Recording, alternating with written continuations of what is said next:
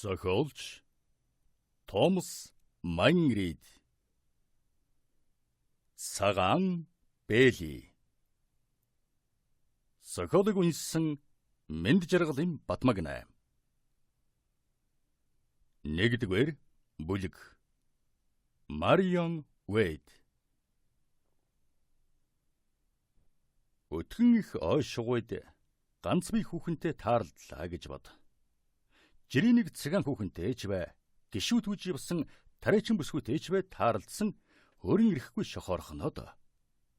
Гэтэл бүр алтан шаргал үсгэзэгтэй үдсгэлэн төгөлдөр бүсгүй байвас шохоорхо зогсохгүй гайхах, бишрэх хослох бий.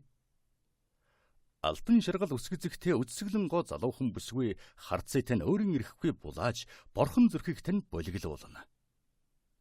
Марион Уэйд бол ямар ч хэрэг ийм байдалд оруулах бүгшинж үнэхээр бүрдсэн үдсгэлэнтэй сайхан авхаагаад өнөөдөр ойд ганцаархнан явж байлаа.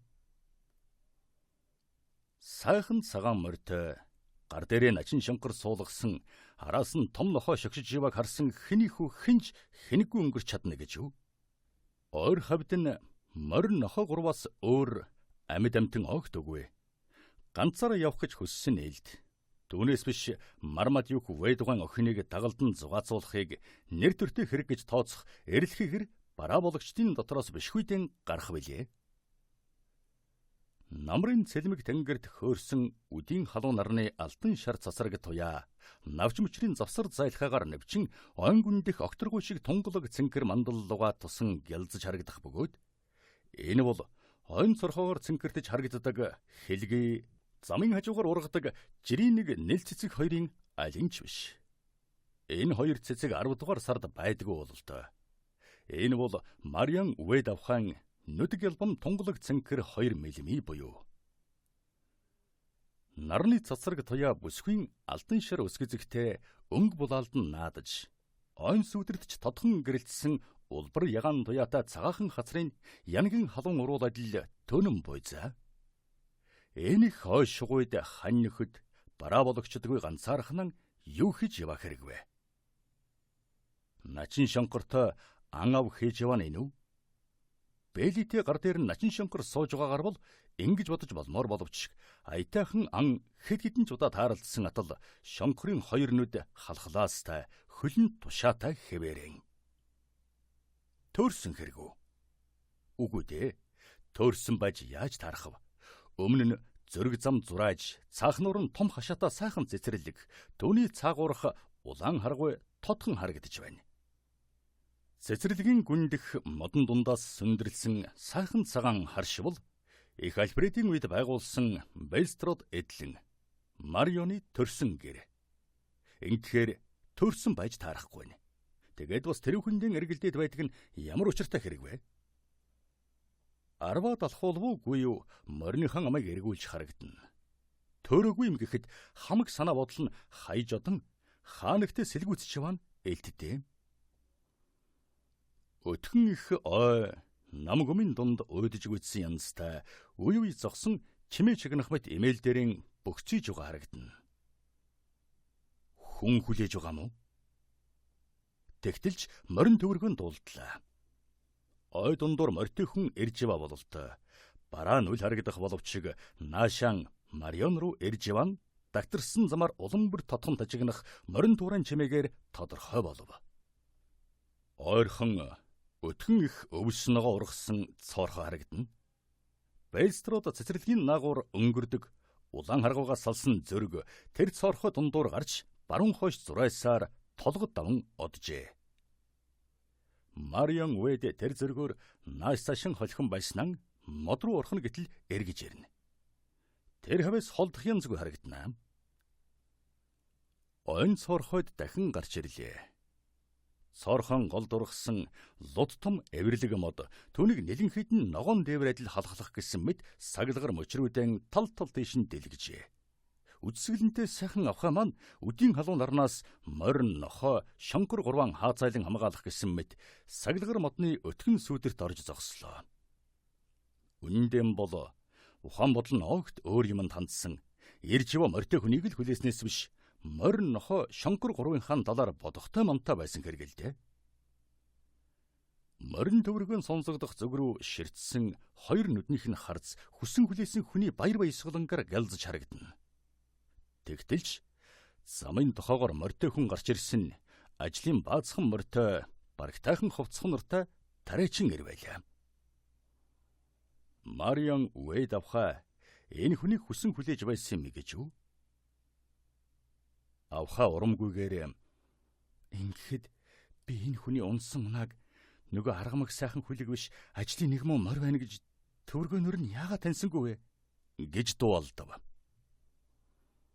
Тариачин хархуу авхан өмнөр өнгөрөхтөн эв хавгүйхэн мэхийлээ. Мэндийн хариуд толгой ханг духан тогсонд хархуу тун их гайхлаа. Мармадук Ведван охин баг залуухнараа сайхан энэ авха хүн болгонтой хэзээ ямагт ээлдэг найрсаг байдгийг энэ юун сандах билээ. Өөр хүн хүлээж байсан авхан урмыг хэрхэн хугалснаа харин яаж мэдэх вүлээ дээ. Тариачин хархууг далдруулгүй юу? Түүний тухай мартсан Марион муумрын улам бүр бүдгэрч байгаа төвөргөөнийг бос ой шуган бөглөөхөн цуурай дундаас тодорсоор байгаа өөр нэг морины төмөр тахта туурайн тачгнахыг чих тавин чагнж эхэллээ. Морин төвөргөн улам ойрцсоор замын дохоогоор дахиад нэг хүн гарч ирлээ. Саяхны өнгөрснөөс шал өөр ир байлаа. Эхэстэйцсийн байр байдал бүрдсэн, үд хатгсан бүрхэн малгайтай. Эзнийхэн давирх төдийхөнд хилэн хар морин хазаар даран тэмүүлэх хагаад хөлөрсөн хүзүүнд нь хөвн цагаан хөөс цахарсан харагдана. Унсан морин зэрэг харахад авхан амнаас саяхан гарсан аргамаг сайхан хүлэг гэдэг үг өөрийн ирэхгүй санагдам. Унсан эзний зэрэг харсан хинч гэсэн Марион авхан хүсэн хүлээж байсан тэр хүн дүрээрэн мөн байна гэж гадарлам. Авха харин энэ хүнийгч хүний урманд хялам хийсэнгүй. Иржива зөвгөрөнч нүур эргүүлсэнгүй. Эмээл дээрэн хинч халдаж зөрхилмээргүй хүйтэн хөндөй хэнэггүй сууж байгаа харагдана. Чухам дээрийн бол тийм биш байлаа. Гар дээрх шонхрын тогтож ядан тонголзож байгаагаар бол гарын салганаж байна гэсэн үг агаад сайхан хөнгөтг цээж нь оволцож байгааг бодвол сэтгэл догдлон амьсгаадж байгааг нь шинж. Морьтой хүн хатриулсаар цоорхойд гарч ирээд авхайг хармагцсан мориныхон амыг татан их л хүндэлж байгаагаа илэрхийлэх гэсэн мэт сажлуулв. Марион ойртож байгаа хүн рүү хамаг ухаан бодол нь явж орхиод байсан гэхэр нь огт тоогоогүй юм шиг хүйтэн хөндөй байдалтай хэвээрэн. Авхан жохом юу бодож зогсоог гарган хэлж гимэн. Буйдхан энэ зөрөг дээр санаатай, санамсаргүй, алин боловч ингэж учирсан үтсгэлэн гоо бүсгүй сайхан эр хоёрын хоорондын харилцаа чухам ямар учиртайг тааж мэдхэд бидэнд дөхөн болох билээ. Юм асуувал юу гэдэг хэрэг вэ? Юу гэх болж байна? Энэ зүгээр нэг ирээхүйг минь сайн мэдж байгаа штэ. Энэ дангуудаага ингэж таарлаж байгаа хэрэг биш шүү дээ. Хамаг учрыг ойлгож байгаа байх гэж бодхоос ичхмээр санагдах юм. Юм хум яриасаа гэж бодовч айх юм. Айхын ч хэрэггүй юм шиг байна да. Эхэлж амангаа хүн биш болтой. Хичнээн жудаа амангаалгүй өнгөрч байна вэ? Тэгсэн мөртлөө юм ярих гээд байгаа нь илт байдаг. Эхэстэйцсийн энэ ёс гэдэг даанч хэцүү юм. Хоёр хүн хэн хэнийгээ таньдгүй мэддэггүй л бол 2-3 үгч аятайхан сольж болдгүй чинь юу гэсэн үг вэ? Хэн маань жирийг тариачин. Тэгтэн энэ хүн маань ийм сайхан ир чигээрээ байсан ч болоосоо. Эхэстэйцсэн энэ тэнэг ясанд ингэж баригдаж явна гэдэг тэр тусман бүсгүй хүний хувьд яасан хэцүү хэрэг вэ? Яагаад гэвэл би бүсгүй хүн учраас эхэлж ам ангаах ирэхгүй. Тэгж гэмээр намайг энэ хүн яаж шохон хүүхэн гэж бодох вэ? Амайл бас ам ангаалгүй яваад өгөхгүй байгаа. Ингэтлэн их бием барьдаг. Ийм шаналгаатай энэ ёсыг эвдэн хайдаг ямар ч арга байдгүй хэрэггүй дээ гэж бодож зогслоо. Нэг санаа төрсөн янзтай сайхан нүүр царай нь сэргсний учир гэвэл үгүй яаж болох вэ? Омог бардам зантай хаав минь дуулбал юу гэх вэ? Хөөрхөн ааштай лороод өмнөж зэмлэн энэ хүнийг би огт танихгүй нэрийн дууснаас цаашгүй. Тэгэд чирнэ мууч хүн байх юм билүү яаж мэдэх вэ? Үгүй тиймгүй муу хүн байж таарахгүй. Энэ хүн эд хөрөнгө эдлэн газаргүй байлаач гэсэн миний өчүүхэн муу зүрхийг бүрэн эзэмджээ. Хожим хойно ичиж улаах гимших болдог байлаач гэсэн энэ хүнтэй танилцсахгүй байж тисэхгүй нэ. Би танилцсан. Ямар ч байсан танилцсан гэж шийдснэх байлаа. Марион яхаар ч юм шийдсэн янзтай. Яхаар юу хийхээр шийдсэн тэр дорхноо тодорхой боллоо. Гараан гинтхэн хөдөлгөн дээр нь сууж байсан шонхрыг унгахад сандарч твцсэн шувуу морины цав цагаан дэлнээс зууран авлаа. Авхай цагаан бэлэнийхэн өрөөснийг гараасаа мултлан огт мэдээгүй юм шиг өвөр дээрийн унгасанд тэр нь гуйн даган гулсаж зүрэг замын гол дунлаа. Энэ явдал нүд ирмхэн зурханд болж өнгөрөн Марион Бэлигээ унгаснаа анзаараагүй юм шиг мориныхаа амыг залж ташуур хөдөлгөн эвэрлэг модны сүүтрээс гарч ойртож явсан хүнээс нүр буруулан хөдөллөө. Морьтой хүнийг араасан хүрээд ирэх байхаа гэж бодсон янзтай сажилж явснаа яасан ч уулзахгүй юм шүү гэж шийдсэн мэт морин гинтхэн гуйдан хатриулж улмаар байдгаараа ташуурдан хар хур дараа нь давхин одлоо. Алтан шаргал туяатай бүдүүн үсгэзэг нь даруулгаас мултран морины хондлоо гуйдаж харагдана. Хоёр хацар нь час улайсан, харц нь сэтгэл догдолсон ичиж зовсон янзтай гэлзэж байлаа. Юу хийснэн гинтхэн ухаарч эцсэн гэмссэн юу гэгч болдог болоо гэж айж эмээсэн болтой. Үүнийхээ хажуугаар бас эргэж харах юмсан гэж бодсон боловч зөрхөлсөнгүй. Ингээд замын дохоогоор тойрох үедэн харах боломж олдож мориныхон амыг залангаа Бэлигээ унгасан тэр газрыг нүдний булангаар хялам хийлээ. Үнэхээр баяртай сайхан зүйл харлаа. Нөгөө хүн эмээл дээрээс нь тонгон жадныхан гялдсан хурц үзүүрээр Бэлиг нь өлгөн авч харагдана. Тэгээ жохом яасныг харж чадсангүй. Яг энэ үеэр морин хэсэг модны араар орж нөгөө хүн халахлагджээ. Тэр хүн хурдан хүлгэрийн гүйцэдэрж ядахгүй байсан болохоор чихтэвэн чагнасаар явсан боловч төмөр тахта тууран чимээ даанч дуулдсангүй. Тэр хүнийг араасан ирээсэй ч гэж бодхон болоод байсан хэрэг билээ. Бүх юмыг өөрөө хийсэн ч гэсэн ингэтлэн шалдан бусан ч гэсэн өнөөдөр аанаа тоодоггүй хангалттай санагджээ. Тэгээд ч цэцэрлэгийн хаалгаар орж гэрийнхэн гадаа ирээд мориныхон амыг сая тадлаа. 2 дугаар бүлэг Бэт Дэнси. Марион үед авхай Бэлигийн авах гэж зориуд унгаж орхиод санаа сэтгэл нь тун их уймэрч хямарсан бол түүний газраас авсан Генри Голдсберийн санаа сэтгэл ялгаагүй хачин болжээ.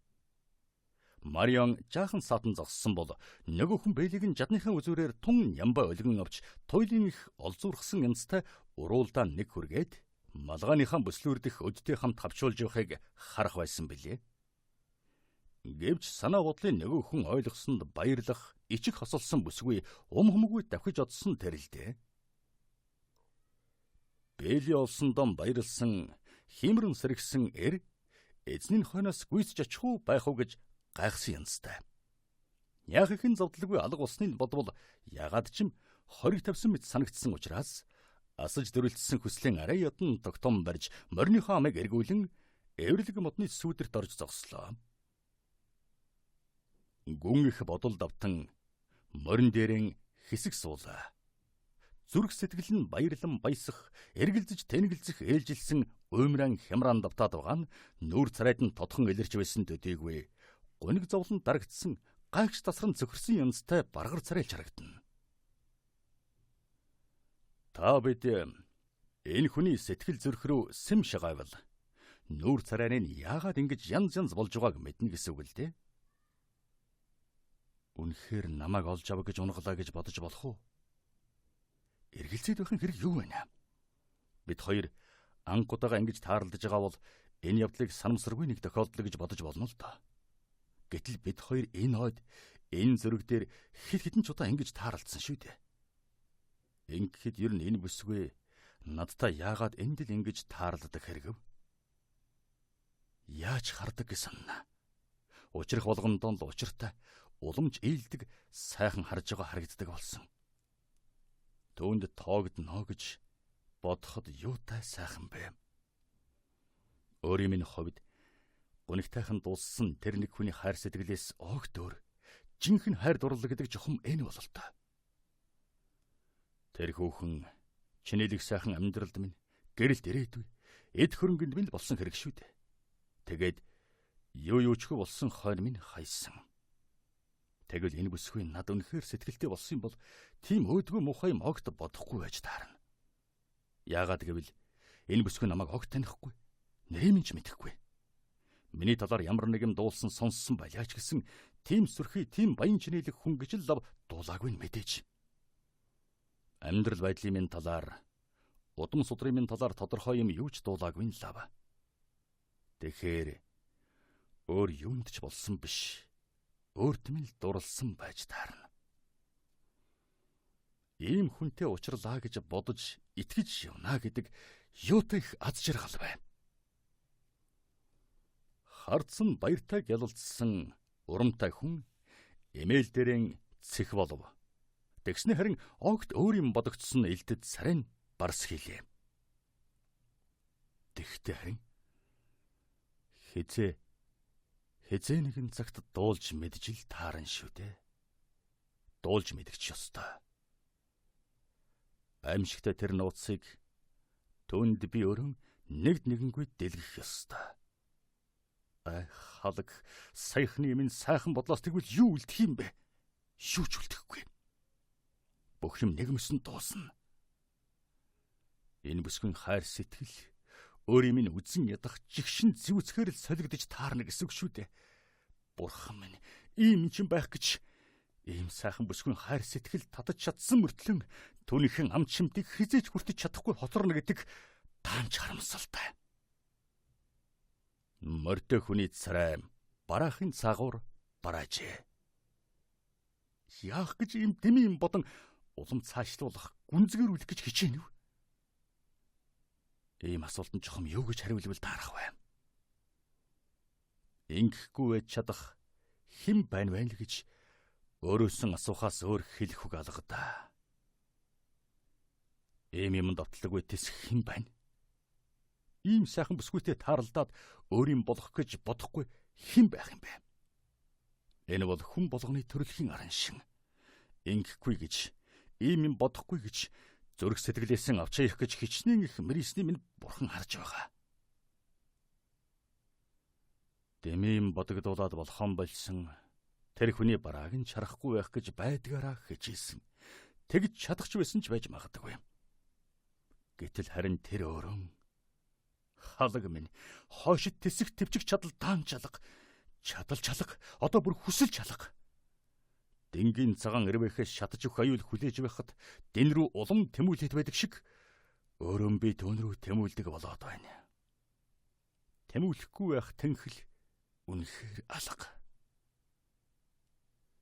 Үнэхээр нэг цохирсон арган барсан царайлжээ. Яагаад энэ вэ? Өөртөө ч цухойлоход айгүй ямар нэгэн нууцд зовоож байгаа бололтой. Ингэхэд харин гэнтхэн ийм их аз жаргалтай болгосон, ийм их уйтгар зовлонд унагсан энэ бүх явдал ердөө санамсаргүй тохиолдол байвал яана вэ?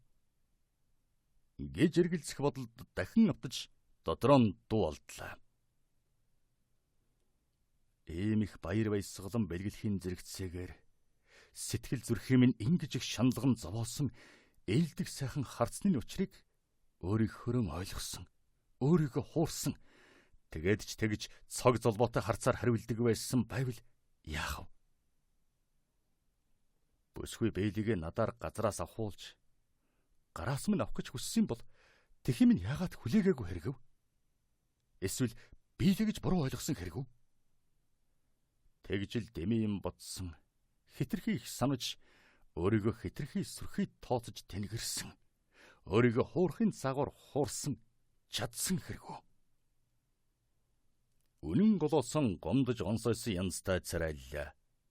Өөрт нь улс амьтанд талтай сайн байдаг биш, харин сайнгүйд нь гомдож байгаа. Ингэж бодхоос үнэхээр гомдмор байгаа болол та. Үгүй дээ. Би энд дүрсэн байх учиргүй. Энэ биелийг гарт нь байсан. Дээр нь шонхор сууж явахыг би харсан штэ. бүсгүйтэйгээ шонхороо мориныхоо хүзүүн дээр унган Бэйлигээ аваад гараас нь гулсаж унахыг ч би харсан. Бэйлигээ учиртай л унгасан хэрэг шүү дээ. Нэг гараан дээш явуулж малгай дээрээ тогтоосон Бэйлиг авч уруулдаан дахин хүргэлээ. Сайхан хүсэл бодолд автагдсан. Энэ Бэйлийн дотор түүний минь гар байж байгаа ч болоос. Гарын яг ингээд үнсэж байдагсан бол тэгэхэд минь огт дургүйцдэг байсан бол ад жаргал минь намайг бүр мөсөн хаяагүй юм байна гэж сайн нэг итгэгсэн гэж дуалдав. Ойрхон сонсогдсон хөлийн чимээ догдолсон сэтгэлийн энэ үгийн тасалдуулав. Хөлийн чимээ хөнгөн шингэн бүсгүй хүн ирж яваалдаа дуулдахад эргэж харвал эрдгэн ирээд өмнө нь зогсож байлаа. Царайлаг цэвэрхэн төрсөн зүрх сэтгэлийн булаасан өөр нэг хүүхний нүүр царай нүдэнд нь үзэгдэж харагдсаар байгаагүйсэн бол бүрж хөөрхөн харагдах байсан байж магадгүй аятайхан бүсгүй байлаа. Огт мэдгэлгүй хурч ирсэн бүсгүй жирийн тариачны хувцсан нартаа хэрн хэнийч харцыг булаахаар царай зүс биеийнхаа альнааранч харчуудын харц булаахаар ийм бүсгүйг хинч анзаарлаг өнгөрөхгүй л дээ. Гой сайхан хувцхонор гоё зүйлтэр юм биш. Аав ээжээс аятайхан төрсөн дөн энэ билээ. Хөнгөн шалмаг хөдөлгөөнтэй чадмаг чирэг гар хөл гойлог сайхан нуруу туруу жавхайсан бэлхүүс дундгар бүкс хастай энэ бүсгүй хүсэл тачаал галзуу шиг нь ээлтэй. Эм бүргэдийн хийм байдаг байх гэлтэй хав хар хоёр нүд. Генри Голдсберийн унсан морины намирсан сайхан сүүлнээс уртуу гэхээс богиногүй мяндас шиг зөөлөн хар үсгэзэгтэй өссөн төрсөн нутаг Челтрийн шохон толгодоос цагаан шүдэд цацруулсан бүсгүй байлаа. Ийм сайхан бүсгүйг хоргой торгон дроовоос үнэхээр үлгэрийн дагин шиг харагдах bizээ. Тэгээд бүр алт мөнгө шүр сувдаар гоёх юм бол үдсгэлэн гоод нь ордны ямар ч авхаа өөрийн ирэхгүй атаархаж таарна гэсэн үг. Хямд төсөр үнтэй жирнэг бүсөөр хийсэн тариачны хувцс хонортой ажигласан үдсгэлэн төгөлдөр атар хэрийн амьд цэцгэр чимсэн хавхар үсэг эзэг дороос гэрэлдэх сайхан нүүр царай нь ямар ч хадагтан атаархал төрүүлэхэр болоо. Бүсгэрөө дөрлийдл харсан эрийн харц харин гайхсан ч бахархсан ч янзгүй. Ингэж жирнэг харж толгой үлмэдэг догсныг бодвоос бүсгүйг таньдаг боллоо. Бүсгүйн харц харин өөр. Өмнө нь зогсож байгаа хүнд хайр сэтгэлтэй нь хинч харсан гэлд. Гэтэл наад хүн бүсгүйн ингэж багтан биширсэн харцыг тоосон шинжгүйгээр барахгүй анзаараачгүй байж мэдхээр. Хамаг анхаарал нь харин бүсгүйн загтал барьсан гарлуу ханджээ. Өөрт нь өгүүлсэн загтал байлаа. Дугтуг нэгт зураан гэлээ. Аав чинь эксприжээс авчирсан байх тийм үү? Гэлээ. Тэмээ ноёнтон минь аав ирсэн дараа л аваач өгөөд хариу хэлгээ хэсгийг асуугаад иргэсэн. Таны гэртээ байхгүй байхаар наашаа ирлээ. Зөвдгөөгүй юу мэдэхгүй. Зөв байлгүй яах вэ? Намайг энд байгаа гэж яаж мэдэв? Миний муу хэлгүй зарц Ориоли чамд ойлгуулж лав чадаагүй баймаар. Таныг энэ замаар наашаа явсан гэж дахиж зангасан. Аавын тун яралтай загтал байж магадгүй гэсэн болохоор таныг энд л байж байгаа гэж бодоод наашаа ирлээ. Өчир явдлыг инхүү тайлбарлан ярьж байгаа бүсгүйн хоёр хацар уулайсан харагдана. Үнэндээ бол аав нь ингэж яаруулаагүй. Чулууд жалга ороод энэ загтлыг Генри Голдсберт хүргэж өгөөдөрэй гэсэн байлаа. Хамаг анхаарал нь загталд хандаад байсан ээрээ харин бүсгүйн хоёр хацрыг ингэж улайсан ич зовсныг анзаарсангүй. Загтлыг унш дуусаад баярлсан талархсан янзтай харж чи тун зөв юм хийжээ. Аав чи андуурсангүй. Энэ загтлыг ингэж хурдан авсан минь тун сайн боллоо. Хариу илгээхгүй гинэ гэж аавдаа хэлээрэ. Хариуг нь би өөрийн биеэр яаралтай очих ёстой зүйл байна. Бэт минь. Ачи чинь би яаж хариулбал зохихв? Зовлгүй хэл. Сайхан хар гэзгэндэн зангидах туус бэлгэлдэг юм билүү? Ямар өнгөх зүгээр юм бэ дээ? Миний бодоход наад цэцэг шиг чинь цэнхэр өнгө чамд нэгэх зохихгүй юм байна. Улаан өнгөх байвал зүгээр ч юм уу? Гэлээ. Аль болохоор ээлдэг сайхан ярих гэж хичээсэн эрийн энэ үг бүсгүйн сэтгэлд даанч нийцсэнгүй. Үүнээс огт өөр үг сонсох юмсан гэж бодож байсан бол тоо. танд их гялалаа гэсэн бүсгүй дуу гомдсон тунсан юм шиг өөрч нарийн ширийн учиртай байж магадгүй дуулдав. Миний муу энэ хідэн хар хялгасанд сайхан дууз гоёдох үсттэй. Энэ цэцэг нь болоод байгаамаа гэлээ. За болдоо бэт минь. Ийм сайхан үсгэцгэн ингэж хэлнэгдэж юу гэсэн үг? Юу ч хэлээ түүгээр чинь болж орхихгүй ч гэсэн ингэж ярьж яаж болох вэ? Ширүүнч биш. Хідэн хялгасч бишийг нь чи өөрөө сайн мэдэн шүү дээ. Тэгтээ харин тууз хэрэггүй санагдаж байвал чи надаас мөнгө авах ёстой. Ингэж их тусвар гисэн чамайг би ямар ч байсан шагнана. Ма. Энэ алтан зоосоор альчуур ч юм уу, палаж, аль эсвэл бэли аваарай. Бүсгүй уурж барайгүй ч гэсэн Ана авсангүйд манер гайхлаа. Урам тун нуутайхан байгааг нь анзаарсан бол учрыг эрхвш гадарлах байсан боловч даанч анзаарсангүй. Алтан зоосыг хүүдэдэн буцаа чингэн авахгүй бол ч одоо яа гэхэвдэ. Ач тусыг чинь хариулахыг зөвшөөрөхгүй байгаа чинь над үнэхээр харамсалтай байна. Хэзээ нэгэн цагт хариулах болцоо олдож юуны магадав? Одоо ингэж явахгүй бол болохгүй. Чиний авчирсан загтал намайг тун их яарвалж байна. Бэт минь, чам тун их баярлсан шүү. Сайн сууж байгаарай гэлээ. Эзнийхэн давирм завдсныг мэдсэн морин угсхийн эксприж ордог замаар улаан тус татуулан одож төдөлгүй тохой тойрон далд орохт нь бүсгүй дур хүсэл оргилсан урам үнэхээр хугарсан харцаар хойноос нь ширтэн хосорлоо. 3 дугаар бүлэг. Хартай хархүү. Бүсгүй холдон холдсоор чимээ тасарч байгаа төмөр тахтай туурайн төвөргөөнийг чигтавн чагнаж хэсэг зогслоо. Өтгөн навч мөчөрт халхалагдсан өмнөх газраа ширтэн хөдөлгөй зогсож байгааг нь харвал борхон царай нь хар сүвдэрт халхалагдсан мэт барайсан бүүн бодол дарагдсан хүн. Тууц зүгэрлэнийг бэлгэлсэн болно. Авалгүй яхав дээ. Гэтэл харин бэлгэлсэн биш шүү дээ. Бэлгэлсэн биш. Загтал хүргэж ирсний минь хөлсөн дөхөн гэлээ. Мөнгө өгч хүртэл үзэж байгааг нь бодоход даанч гомдмоор. Түүний оронд толгойтой үснээсээ хэдэн ширхгийг тастаад өгсөн болоос. Тэгсэн бол над алтан зоосноос нь эксприжийн бүх хоршоо дэлгүүрийн хамаг торго дурдангаас үнэтэй сайхан бэлэг болгосон. Үс гизгийн минь сайхан гэсэн. Хоёрч дахиад ингэж хэлсэн. Хүн болгон л ингэж хэлдэг ч гэсэн сайхан юу байгаа юм бэ? Миний гизэг хар биш. Марион Уэд авхан шиг алтан шаргал байсан ч болоос. Тэгвэл ёстой сайхан үс гизэг байхсан. Тэр бас цэнхэр өнгө чамд зохихгүй байна гэсэн. Өөдгүй энэ өнгө огт хэрэггүй. Бэдэнси дахиад хизээж цэнхэр цэцэг үсэндээ хатахгүй гэж шивнэж дуулдана. Ингэж хэлэнгүүт үсэндээ самар даруулж тогтоосон цэнхэр цэцгийг авч хаялаа. Үйл бэлгэлсэн юм. Цагийн өмнөхөн ойгоос түүж өгсөн. Үснээсээ ингээд аваад хаяж байгааг минь харуул юу гэх болоо? Юу ч гэдэг байсан ямар хамаа байгаа юм? Ийм дэмий ийм бодхон хэрэг юу байгаа юм бэ?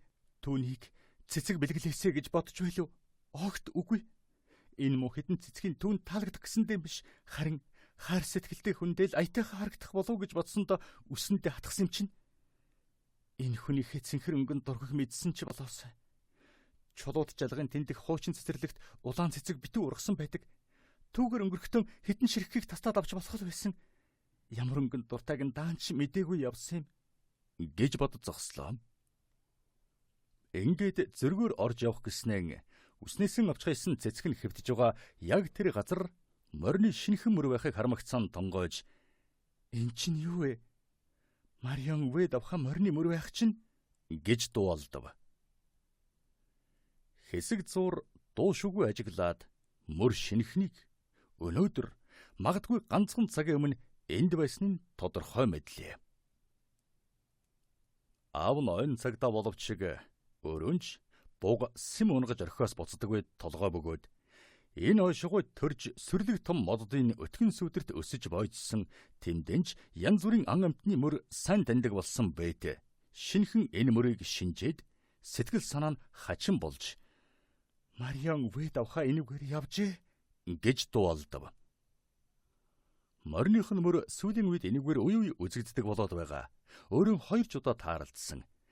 Энэ гүн ойн зөргөөр юуган хийж байн ирдэг болсон юм болоо.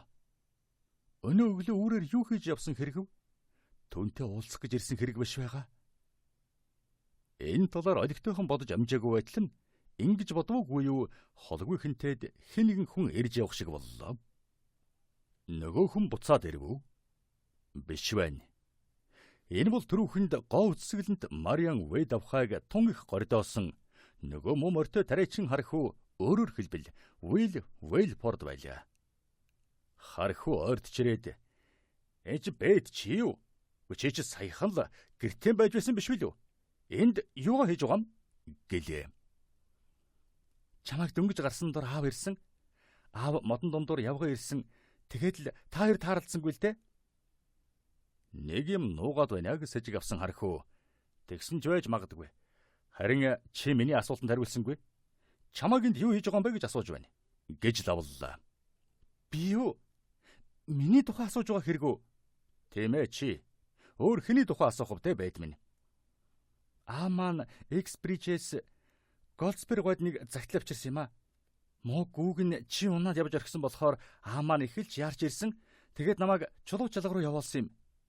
"Чулуу жалга руу юу да? Тийшээ чин тэгээд энэ замаар очдог хэрэг үү? Эндээс тэр хүртэл доотол нь хагас бэр зайтай шүү дээ. Эхлээд тийшээ очисон. Голдсбергой эзгүү түүнийг наашаа явсан, удахгүй буцаж ирнэ гэж хэлгүй зарцсан дохиж зангасан. Тэгээд л Голдсбергойн замыг тосч наашаа ирсэн.